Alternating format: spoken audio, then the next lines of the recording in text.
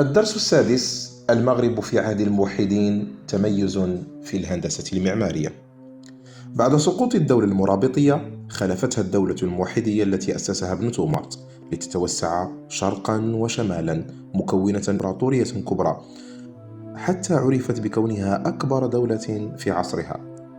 ازدهرت في عهد الدولة الموحدية المهن والعلوم، وقصد الأدباء والعلماء من كل حدب وصوب، فكانت بلد أمن واستقرار.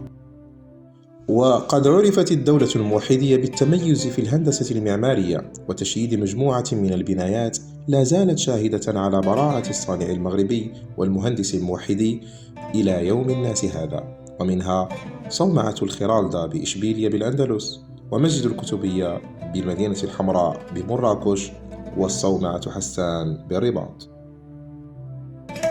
وقد اشتهرت هذه الأبنية بشموخها وروعتها، وكانت دليلا على مهارة المغاربة في الهندسة والمعمار، ولا زالت قبلة السياح من شتى بقاع المعمور.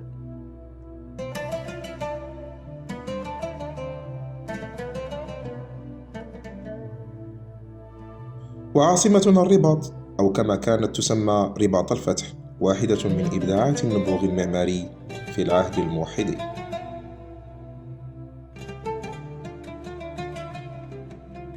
وكان المغرب في عهد الموحدين ملاذا لأشهر العلماء وجنة الأدباء، ومنهم الشريف الإدريسي الذي كان أول من وضع خريطة للعالم، ومعه نختم نافذتنا هذه على تاريخ مغربنا العريق.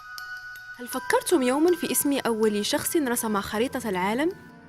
إنه أبو عبد الله محمد بن محمد الإدريسي الهاشمي القرشي، المعروف بالشريف الإدريسي. يكنى بأبي عبد الله ويلقب بالشريف الإدريسي. كان حفيداً لإدريس الثاني الحوكدي أمير مالقة، وينتهي نسبه إلى الخليفة علي بن أبي طالب رضي الله عنه، ولذا عرف بين المؤرخين بالشريف الإدريسي.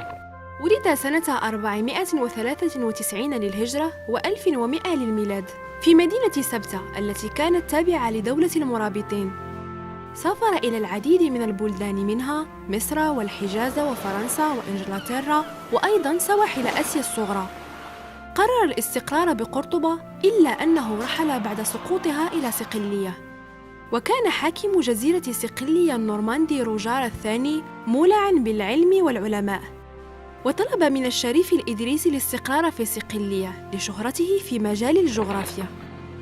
الملك روجر الثاني، وهو الذي استقدم الشريف الإدريسي، صاحب كتاب نزهة المشتاق في اختراق الآفاق، ليصنع له شيئاً في شكل صورة العالم.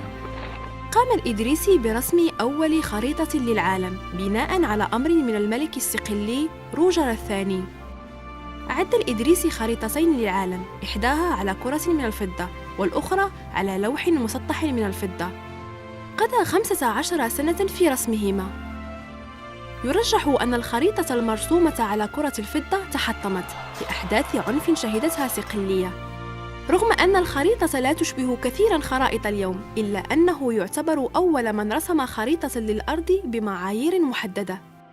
أكد الإدريسي في خريطته على كروية الأرض، وضمنها معلومات عن المدن الرئيسية بالإضافة إلى حدود الدول. ألف كتابه المشهور نزهة المشتاق في اختراق الآفاق، والمسمى أيضاً كتاب روجر، وذلك لأن الملك روجر هو الذي طلب منه تأليفه.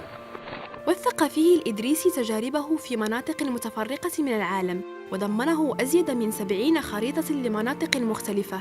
توفي الإدريسي عن سن ناهز 61 سنة بصقلية. بقي اسمه خالداً في علم الجغرافيا. إن الإدريسي يمثل القمة التي وصل إليها الجغرافي في الشرق والغرب على السواء.